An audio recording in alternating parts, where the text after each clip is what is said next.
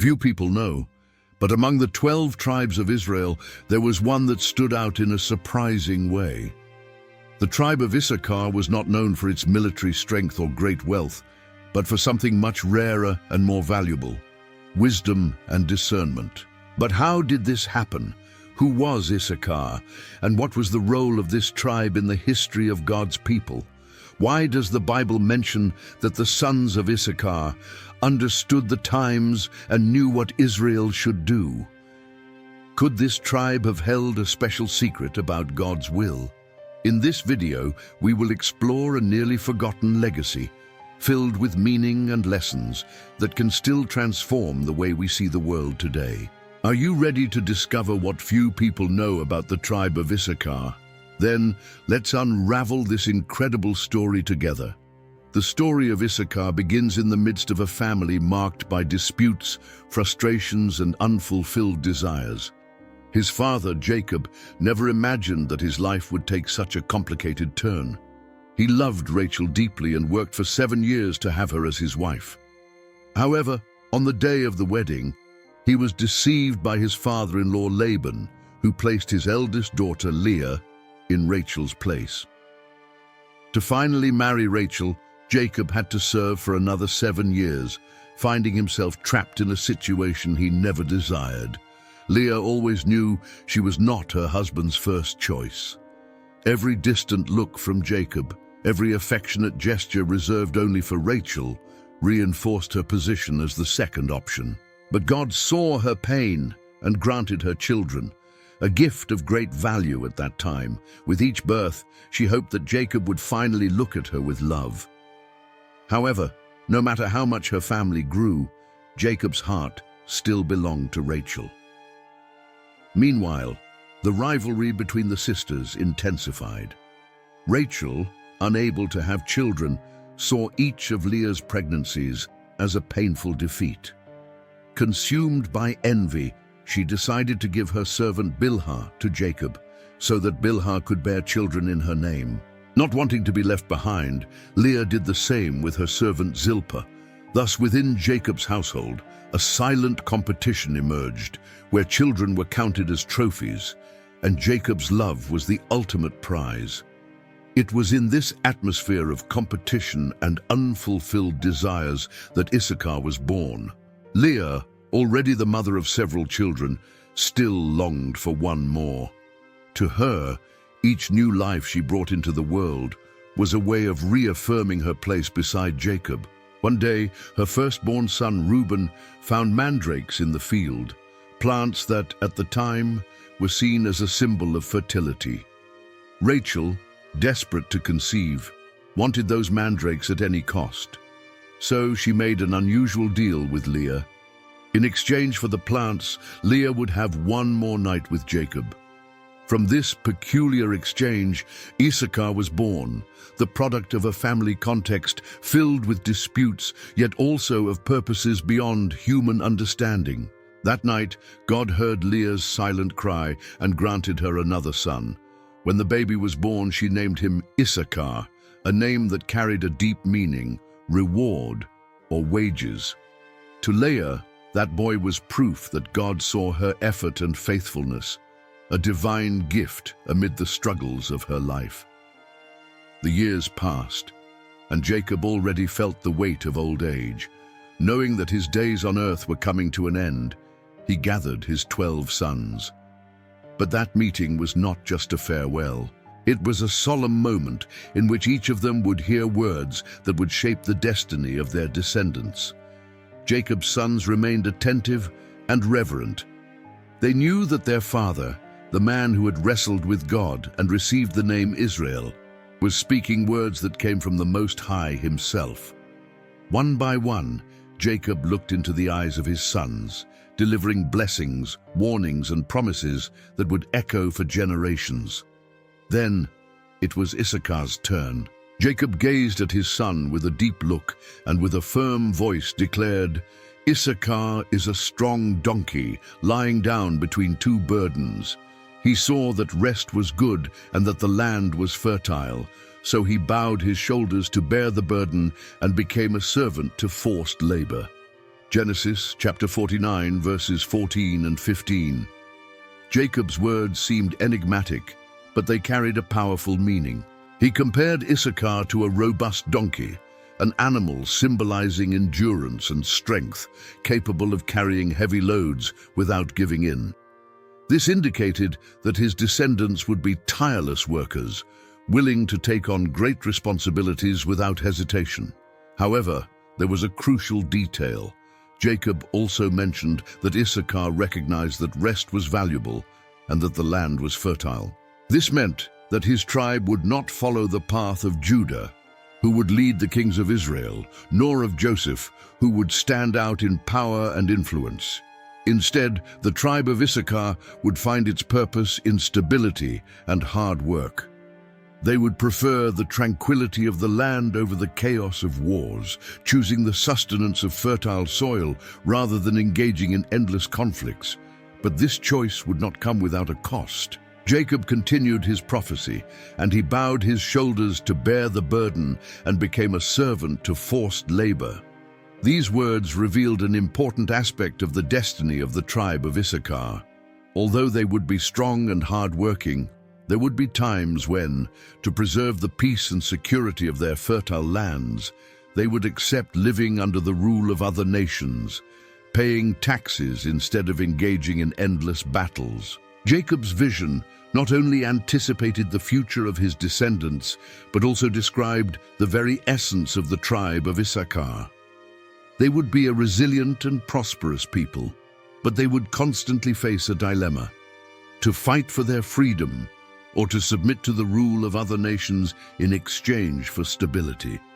The wisdom and patience of the sons of Issachar would often lead them to choose the second option, preferring the certainty of sustenance over the risk of war.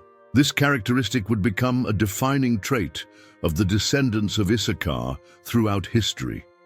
Their strength was not in the sword or in conquest, as was the case with other tribes of Israel, but in their ability to endure the weight of labor and make strategic choices to ensure survival.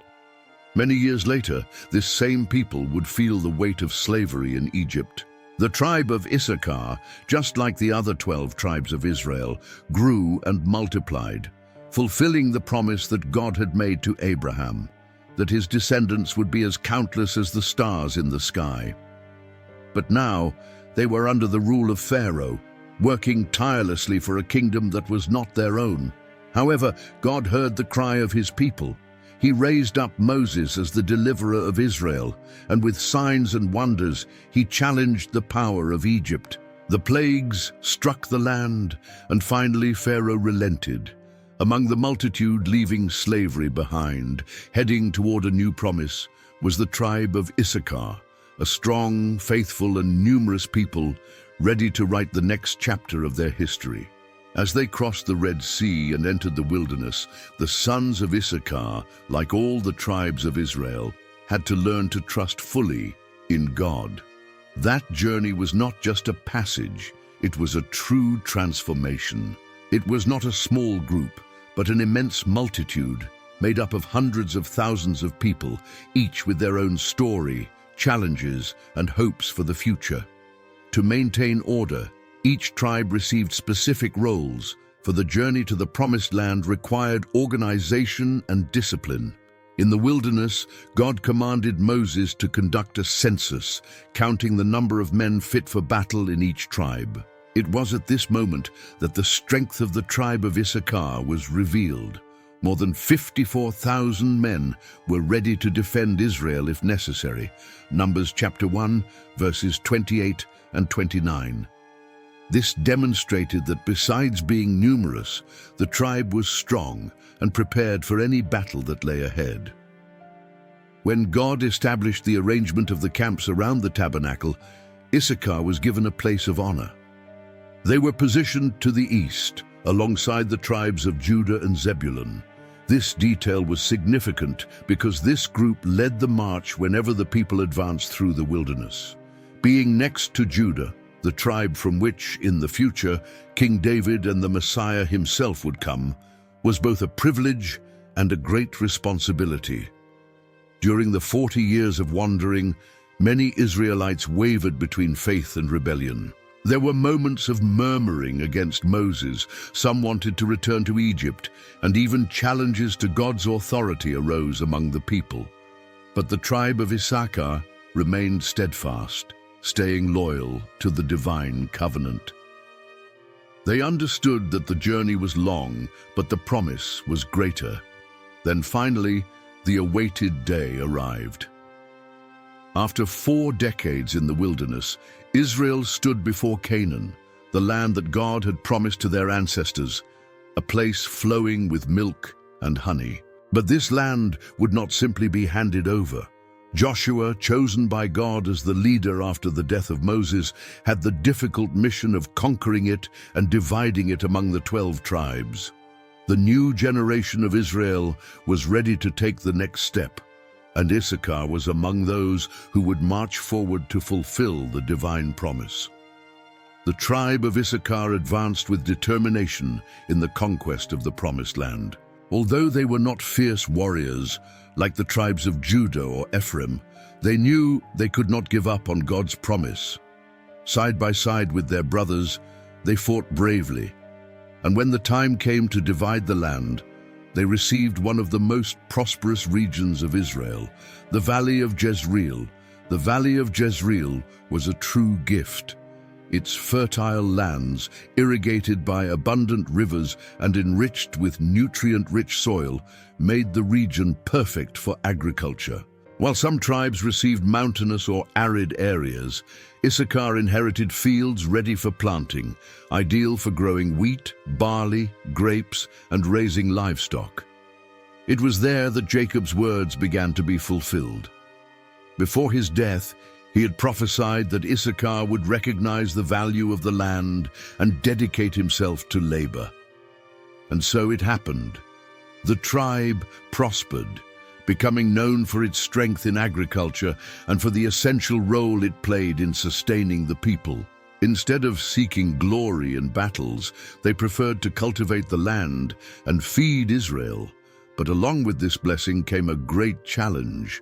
Jacob had also prophesied that Issachar would be subject to tribute. Over time, the fertility and wealth of the Valley of Jezreel attracted the greed of other nations. Whenever Israel turned away from God, enemies took advantage of the people's weakness and seized control of that productive land. On many occasions, instead of resisting with weapons, the tribe of Issachar accepted paying tributes to preserve their land and way of life. This happened multiple times throughout history. During the period of the Judges, for example, the Canaanites and Midianites invaded the region and imposed heavy taxes on the inhabitants of Issachar. The land remained fertile and the people continued working hard, but much of their harvest was taken by their oppressors. Thus Jacob's prophecy was fulfilled. Issachar was a strong and prosperous tribe, but to maintain stability, they often accepted the burden of servitude, choosing peace over conflict. As the centuries passed and the kingdoms of Israel and Judah faced periods of peace and war, the tribe of Issachar maintained its strategic stance. While other tribes threw themselves into battle to resist invaders, Issachar often chose a different path. Instead of fighting at all costs, they sought to preserve their lands and ensure economic stability, even if it meant accepting the influence of foreign empires. But there was something that made this tribe unique among the 12 tribes of Israel: wisdom and discernment of the times. The book of 1 Chronicles, chapter 12, verse 32, reveals a powerful detail about the descendants of Issachar. They understood the times and knew what Israel should do. So this was a rare and extremely valuable ability. While some tribes excelled in warfare, politics, or administration, Issachar possessed the gift of perceiving the right moment to act and determining the wisest path to follow. This discernment shone brightly during the time of the judge Deborah in the period of the Judges. At that time, Israel was living under the oppressive rule of the Canaanite king Jabin and his commander Sisera, a cruel man who controlled the region with his feared 900 iron chariots. Then, God chose Deborah to deliver Israel, but for that to happen, an army needed to be formed. The tribe of Issachar did not hesitate. Judges, chapter 5, verse 15, records that the leaders of Issachar stood alongside Deborah and faithfully followed Barak into battle. But their role went beyond just taking up arms. They were strategic advisors. In a time when a wrong decision could cost thousands of lives, the wisdom of Issachar was essential. They discerned that this was the right moment for Israel's liberation and encouraged the other tribes to unite in battle. The result, an astonishing victory. God threw confusion among the enemies, and Sisera, who once seemed invincible with his army of iron chariots, was completely defeated. Once again, the sons of Issachar proved that their strength was not only in working the land, but also in intelligence and understanding the times. The wisdom of the tribe of Issachar became even more evident during one of the most delicate moments in Israel's history, the transition of leadership after the death of King Saul. The nation was divided. Some tribes remained loyal to the house of Saul, clinging to the past, while others began to realize that Israel's future was in the hands of David. It was in this uncertain scenario that the sons of Issachar stood out. 1 Chronicles chapter 12 verse 32 tells us that they not only understood the times, but also knew what Israel should do. This discernment led them to make a firm decision to support David as king. They recognized that he was not just a strong leader, but the one chosen by God to rule. This choice made all the difference. While some tribes hesitated, bound by tradition and uncertainty, Issachar had the vision to see beyond the present circumstances.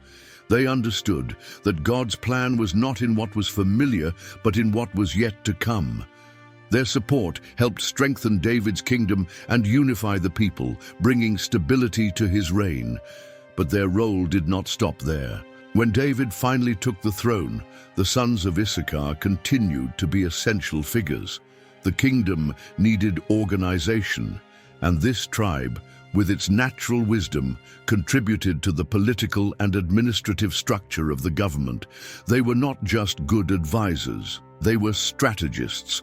They understood how neighboring kingdoms operated, monitored the movements of enemy armies, and knew exactly when to act and when to wait.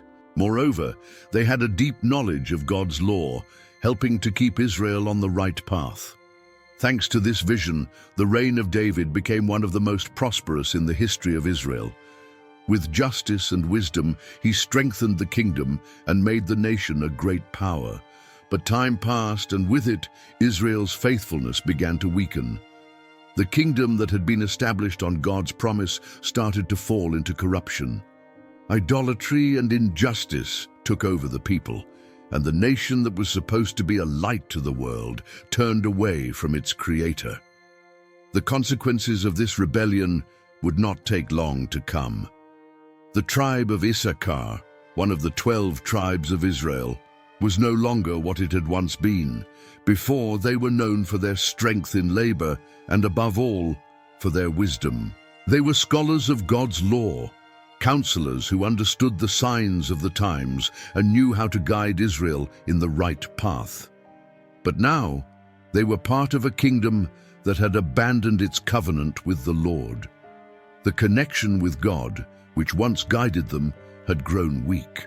It was in this scenario of spiritual decline that the tragedy occurred, the Assyrian invasion. The northern kingdom, made up of 10 of the 12 tribes of Israel, repeatedly ignored the warnings of the prophets.